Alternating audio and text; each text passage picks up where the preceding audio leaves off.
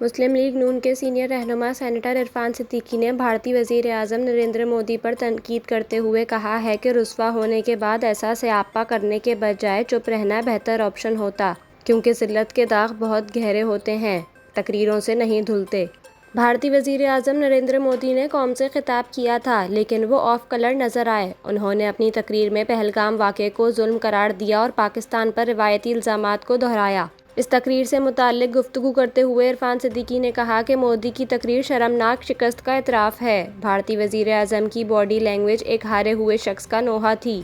انہوں نے کہا کہ رسوا ہونے کے بعد ایسا سیاپا کرنے کے بجائے چپ رہنا بہتر آپشن ہوتا۔ ذلت کے داغ بہت گہرے ہوتے ہیں، تقریروں سے نہیں دھلتے۔